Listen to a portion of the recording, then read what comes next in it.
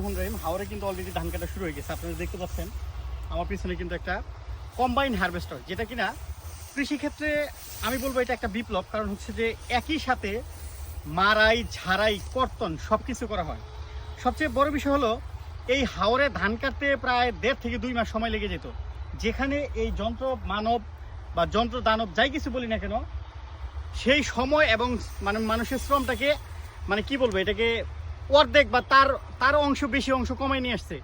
কারণ হচ্ছে যে মানে এইটা দ্বারা ধান কাটলে একদিক থেকে যেমন সাশ্রয়ী হচ্ছে, অন্য দিক থেকে সময়টাকে মানে কি হচ্ছে, সময় সাশ্রয় হচ্ছে। অর্থাৎ টোটাল কথা হচ্ছে সব দিক থেকে লাভবান হচ্ছে কৃষক। তো অলরেডি হাওরে ধান কাটা শুরু হয়ে গেছে। তো যারা যারা মানে ধান কাটার জন্য রেডি আছেন, তো চেষ্টা করবেন যে কম্বাইন হারভেস্টারটা ধান কাটার জন্য।